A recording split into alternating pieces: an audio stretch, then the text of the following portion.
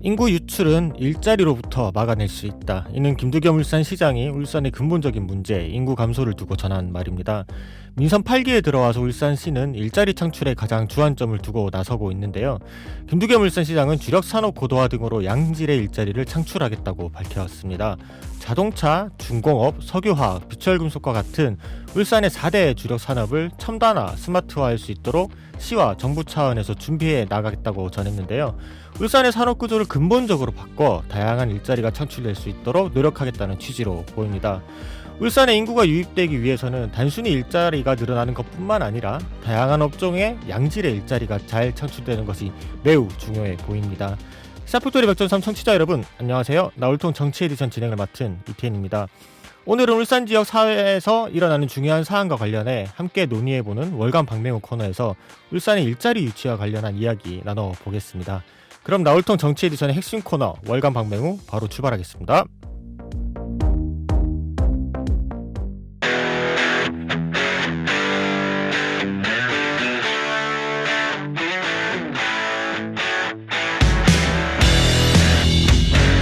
울산 지역 현실 정치에 청년의 상상력을 더합니다. 나울통 정치 에디션.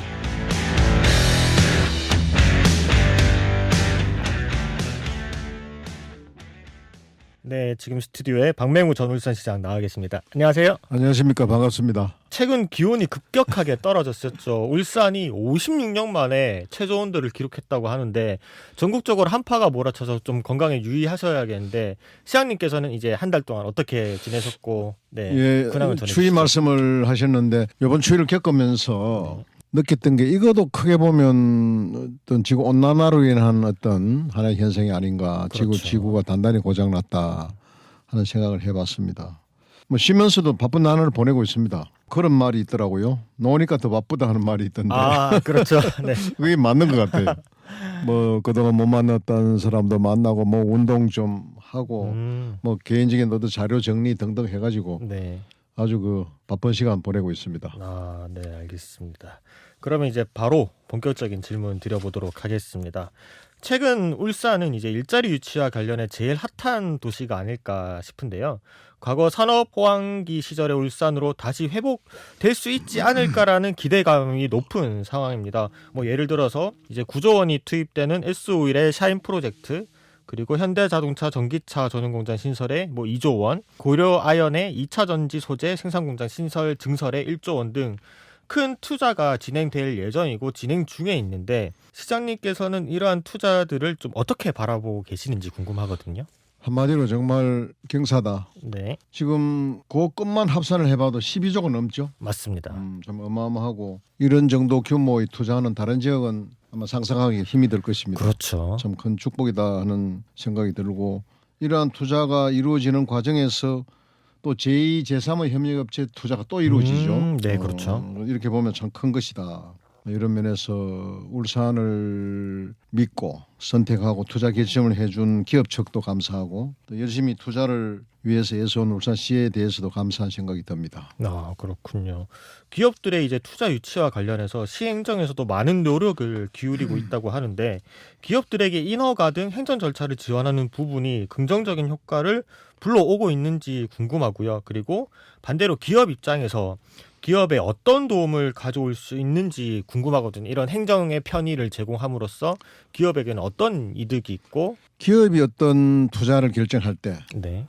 여러 가지 고려 요인이 이제 있겠는데 네. 크게 보면은 기업을 하는데 편리한 인프라가 구축이 되어 있느냐, 어떤 기업 플랫폼이 잘 되어 있느냐 하는 네. 문제가 있을 것이고, 그리고 기업을 투자하고 운영하는 과정에서 어떤 행정적인 어떤 절차 문제, 네.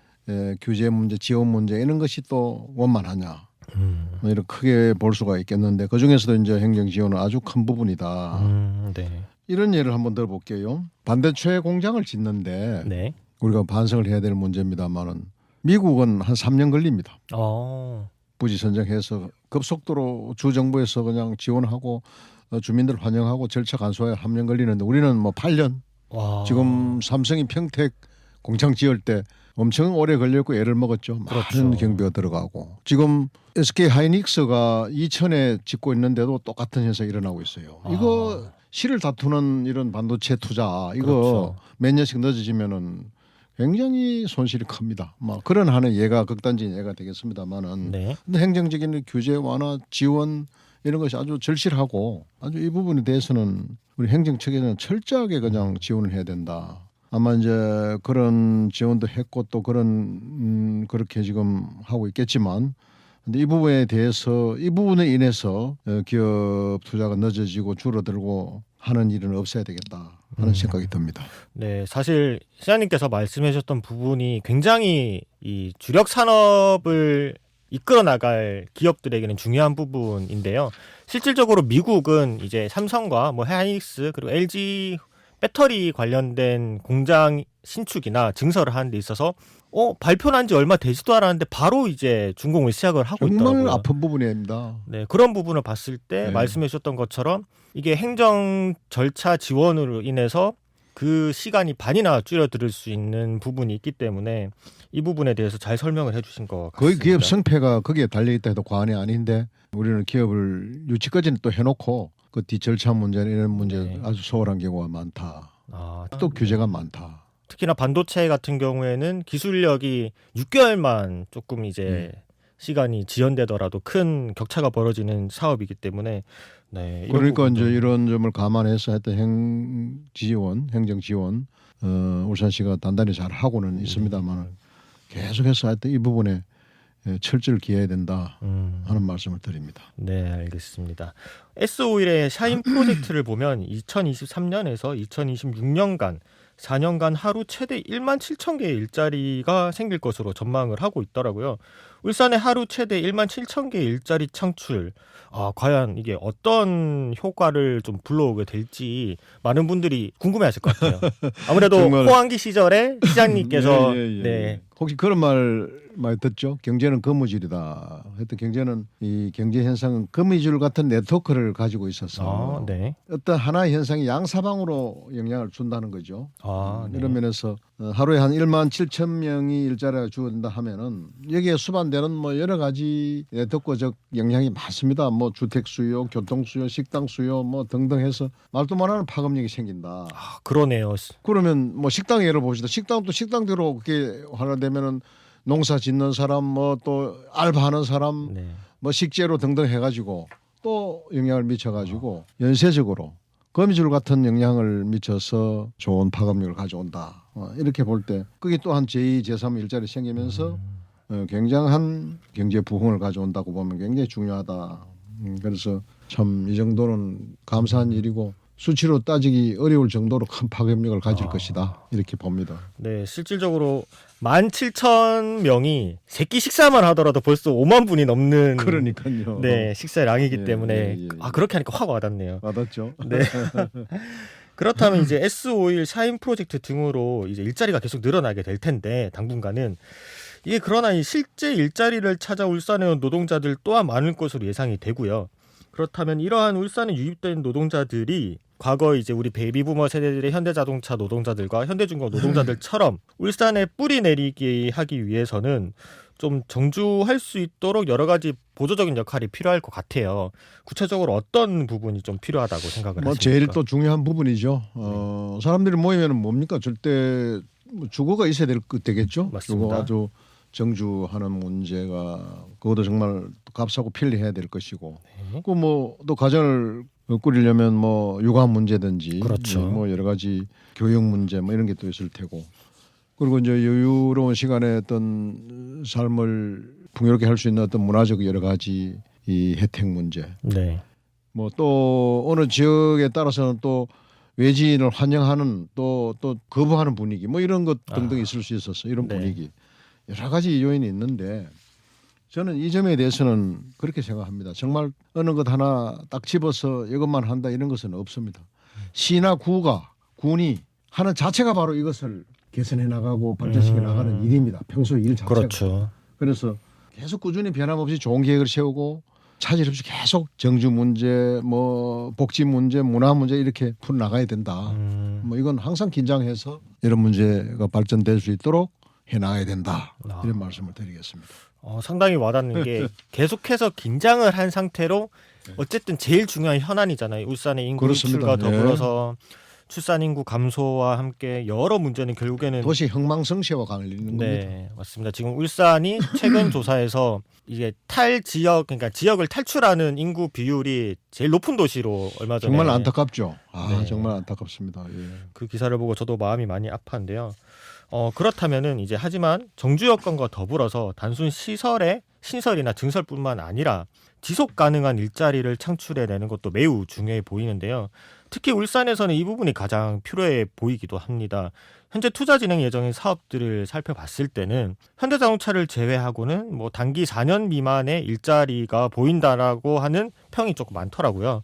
좀 장기적이고 안정적인 일자리로 평가는 불가능할 것 같아 보이는데 이게 장기적이고 안정적인 일자리를 추가적으로 유치하기 위해서는 어떤 부분이 좀 필요하다고 보십니까? 지금 이제 아까 샤인 프로젝트 등 해서 이것을 추진하는 과정에서 생긴 일자리는 네, 어떤 면에서는 좀 한시성이 있죠. 그렇죠. 이제 설비 위주로 해서 공장을 건립하고 하는 일이기 때문에 한시성이 있다. 네, 이렇게 봐지고 그런데 이제 그거를 끝나는 것은 아니고 그 설비가 그 시설이 완공되면은 거기 종사하는 근무 인력이 있지 않습니까? 그렇죠. 그건 순 이제 어찌 보면 우리 울산을 위한 일자리가 될 것입니다. 네, 그래서 투자 과정에서 일자리도 물론이고 그 뒤에 이제 종사자를 위한 안정적 일자리 네. 그런 것도 염두에 두고 아까 말씀드린 여러 가지 여건 개선이나 그런 부분을 소홀히 하면 안 되겠다 하는 생각입니다. 네.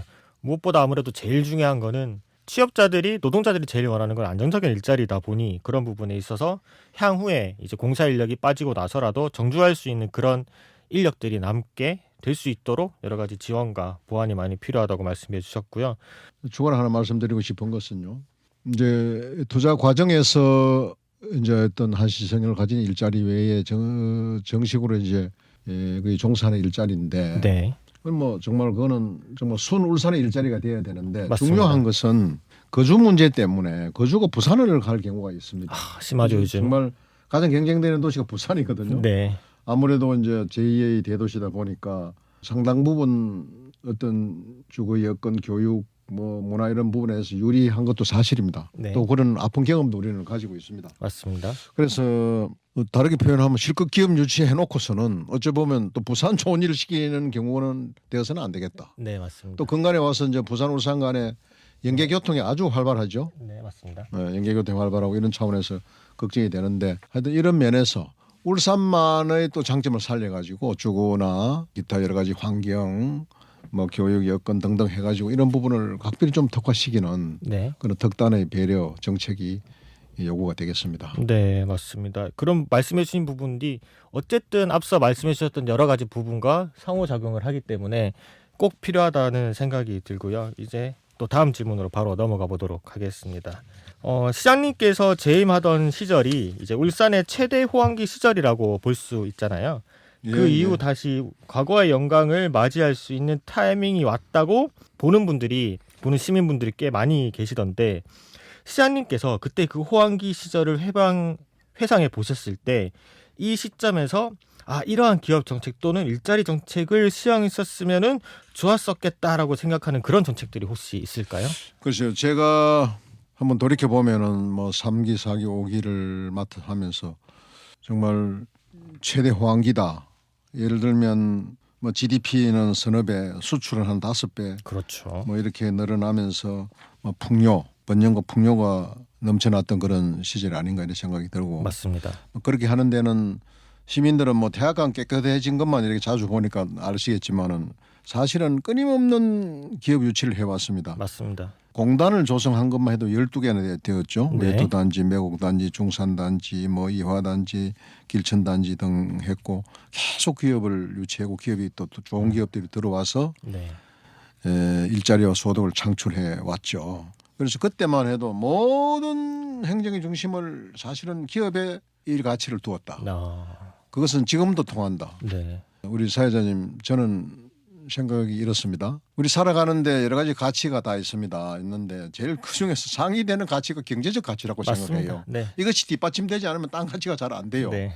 경제적 가치가 이루어지고 나야 문화도 되고 뭐 체육도 되고 다 안 맞습니다. 되겠습니까? 맞습니다. 그래서 이걸 정말 이건 우리 살아가는 삶의 사회의 국가의 가장 중요한 부분이라고 보고 하여튼 올인 기업 경제에 올인을 했다 해도 과언이 아닌데 네. 이 원리는 지금도 통한다. 네. 지금도 이제 사실은 지금 김두겸 시장 이하 우리 시정에서 뭐 기업에 올인을 하는 모습을 보고 있습니다. 그래서 네. 이것은 잘한 것이고 더더욱 모든 행정력을 어떤 기업 유치, 기업 경제 활용 여기에다가 두면 사실은 이것이 제대로 되면 나머지 부분은 자동으로 채워지고 자동으로 이렇게 이루어지는 부분도 많습니다. 네. 그래서 이 부분에 대해서 뭐 구체적인 여러 가지 대안보다도 큰 원칙의 문제를 이렇게 얘기하고 싶다. 하여튼 경제 제일 시정의 제일 가치를 하여튼 경제 기업에 두면 좋겠다. 우선 뭐 복지하고 이런 부분은 그 뒤의 문제다. 맞습니다. 그런 것이 거꾸로 되어서는 안 되겠다. 네.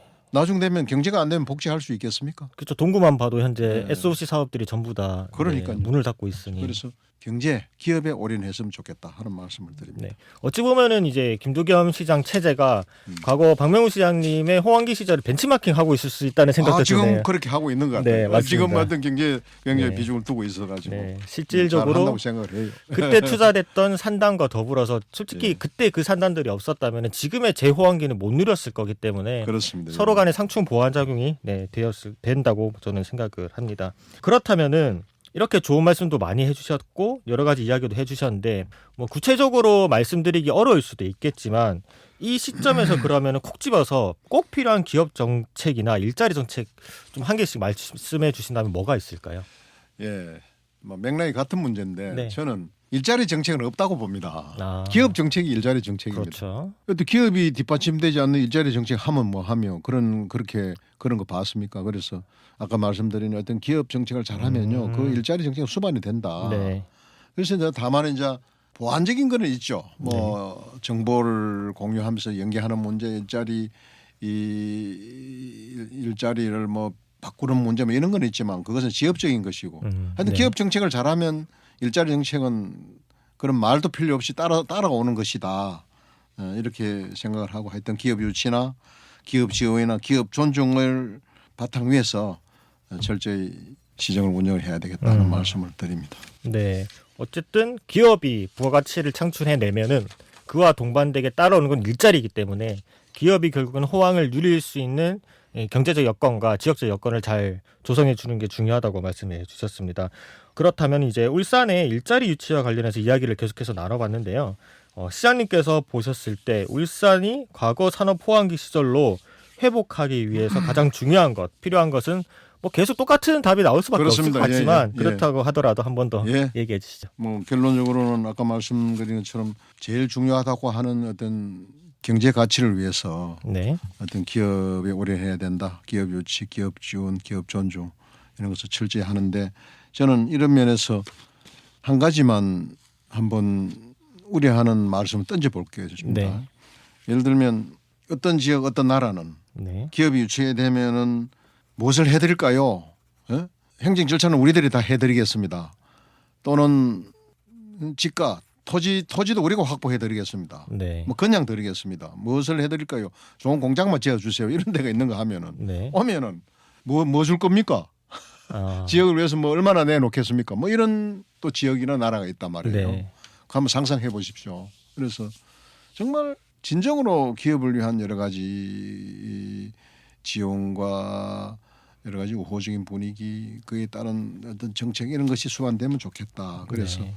아까 말씀도 있었지만은 제2 호황기를 한번 만들어야 되겠죠. 네. 그래서 이제까지 자꾸 인구가 빠져나가는데 좀 인구가 이제 들어올 수 있도록 하고 인구 문제는 100% 저는 일자리입니다. 네. 100% 99도 아니고 100%가 일자리거든요. 그래서 좋은 일자리 만들고 일자리를 찾아 오는 사람이 인근에 가지 않고 또 울산에 주거할 수 있는 여러 가지 여건까지 만들어서 울산이 다시 한번 제2호황기를 힘차게 열어가면 좋겠다 하는 말씀을 드립니다.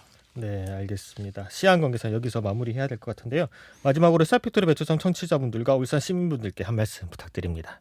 청취자 여러분, 시민 여러분, 혹한의 이 겨울을 이렇게 이제 보내고 나니까 봄도 저만치 보이죠.